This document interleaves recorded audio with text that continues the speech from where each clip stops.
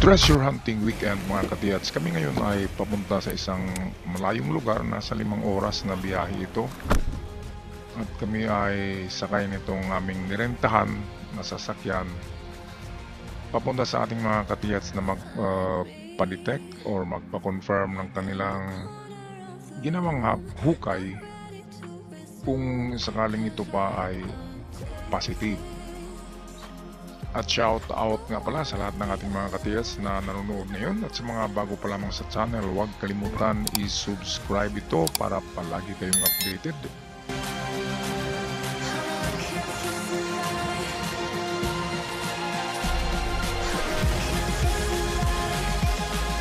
At napakaganda ng view nitong dinadaanan namin. Pupunti lang dumadaan na sasakyan kasi ito'y nasa tuktok ng bundok na ginawang kalsada. At napahinto kami dito sa isang maliit na bahay na ito kasi napakaraming bayabas at nalaglag lang ang karamihan yan na hinog. Walang kumakain kasi nag-iisa lang itong mama na nakatira sa bahay na ito. Kaya kami humingi ng kunti at pinagbigyan naman kami. Football. Masarap na mga ano yan. Walang pesticide ang mga bayabas diyan sa bundok. Kaya ito'y swerte na rin. Makakain tayo ng preskong prutas habang tayo naglalakbay.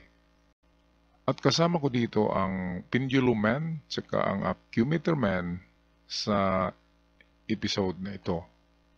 Napakasarap ng mga bayabas na yan, matatamis. Kaya maraming salamat sa may-ari nito. At kami ay magpatuloy na sa paglalakbay mga katiyats.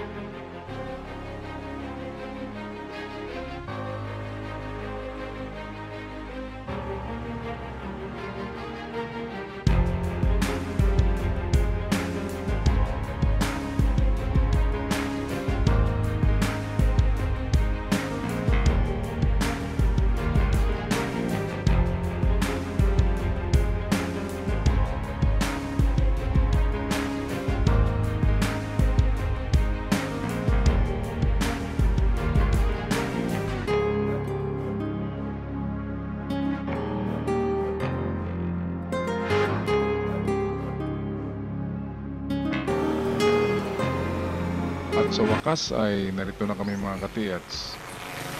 Nakarating na kami sa aming destinasyon at galing doon sa highway kasi hindi pwedeng papasok ang sasakyan dito.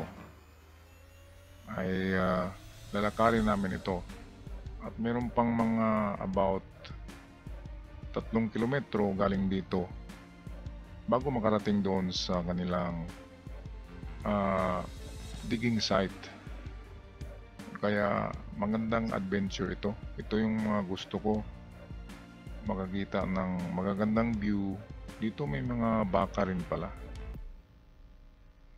Ang kwento sa site na ito ay maganda rin ang history. Kaya nga alam ko kaya ang mga katiyats natin dito. Meron daw pumunta na isang grupo ng mga treasure hunters na taga Mindanao dito. At may dalang mapa. At naghukay doon sa ibabaw ng bundok na ito. Napuntahan namin nang walang permiso sa may-ari. Kaya itinaboy ng may-ari. Yung mga treasure hunters na nagnininja, gabi daw humuhukay. Kaya naabutan niya na naghukay, takbuhan daw. Iniwan yung mga pala, piko at mga bara. At naiwan yung hukay na hanggang bewang, hindi natapos. Kaya yun ang kanilang hinukay at yun ang ating i-confirm kung tama ba yung digging spot na yun. Kaya maganda ang pinuntahan natin na ito kasi liblib ito na lugar, pero bakit nakarating ang mga treasure hunters dyan na may dalang mapa? Kaya hindi lang magandang history na meron daw dito nagkakampo doon sa ibabaw sa tuktok ng bundok na yon. Merong nagkakampo at yun nga, ang pumunta ay isang grupo ng mga treasure hunters na tuwing gabi lang maghukay kasi walang permiso. Yun ang mahirap sa atin na mga treasure hunters kung wala tayong permit or permiso sa may-ari ng lupa ay talagang hindi tayo makapaghukay ng mahinahon, ng relax. Palagi tayong nagmamadali kasi illegal yung mga ginagawa. Kaya hindi tama yan. Ang maganda talaga ay mayroong itong agreement between sa landowner at saka sa atin na mga nag-treasure hunt para legal at hindi tayo mag-ninja, hindi tayo tatakbo kung tayo maabutan sa bundok ng may-ari. Kaya ito na kami sa bahay ng isa sa may-ari ng lupa dyan at ito masipag din pala ito. Merong itong mga hayop sa kanyang bakuran katulad na lamang nito. Maraming aso, merong kalapati doon sa lamesa at meron pang manok. Okay, at after kami na nagkakapi doon ay patuloy na naman ang paglalakbay natin. Meron pang mga 1 kilometro ang natira.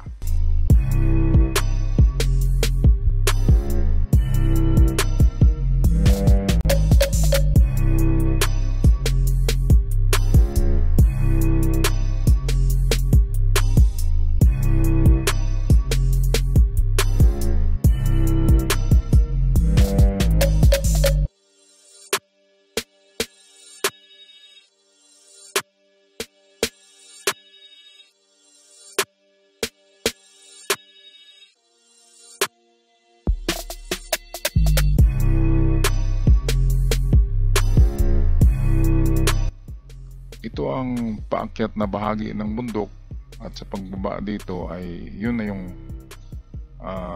digging site ng ating mga katiyats. Dito humihingal ako dito kasi napakainit. Ngayon ay alauna ito ng hapon kaya napakainit. Ayan si Penduluman, nauuna yan. Mamaya titigil na yan dyan. Okay, akin lang pinutol yung portion na tumigil kami kasi humihingal kami. Ayan, talagang pababa yan at paakyat itong pinuntahan namin.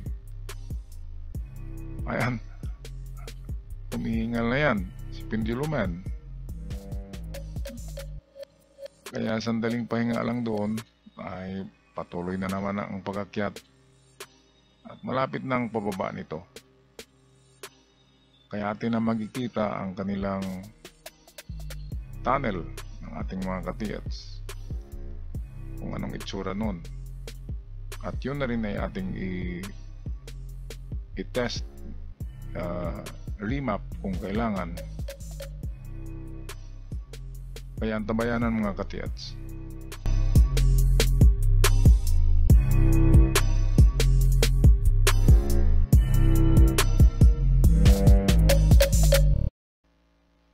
Okay, finally, narito na kami mga katiyats. Ito na yung panghuling pababa na portion ng bundok. So, ibig sabihin ay isang bundok yung inakyat namin kung nakita nyo kanina bago makarating dyan. Kaya atin na ito umpisahan kaagad. At dahil sa medyo mahaba ang video na ito, napag-isipan ko na gawing dalawang yugto, dalawang chapter bali ang video na ito, dalawang episode. Merong part 2 ito mga katiyats kasi mahaba. Dito ay remap pa ako, mag-detect ng paligid nito at pasukin ko pa rin ang tunnel na yan para ma-confirm natin kung malakas ang detection dyan o mahina.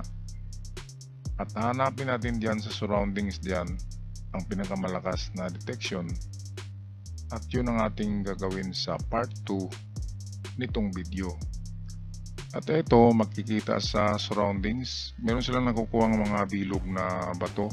At kung tingnan natin yan, ay parang bato yan na galing sa ilog or sa creek. Ang mga bilog ito, meaning gumugulong ito sa thousands of years na gumugulong siya sa ilog or sa creek or dinadaanan ng tubig, kaya bumibilog ang mga bato na yan. Okay, kaya maganda ang signs. Ito yung mga signs na pwedeng backfill ang lupa dyan. Ito naman, galing din ito sa ilog na bato na kulay brown, nakuha yan sa ilalim doon. Nasa 6 meters na ang lalim ng kanilang tunnel. Kaya ang mga bato na yan ay hindi yan yung bato na or itong natural sa lalim na 6 meters. Kaya ito na mga katiyats, akin na babain ito. At makikita natin sa part 2 ang buong video at buong kwento tungkol sa tunnel nila katiyats. At ako'y magpaalam na, good luck sa lahat. At maraming salamat sa inyong pag-subscribe at panonood sa ating channel. See you on the part 2 of this video. Paalam mga katiyats.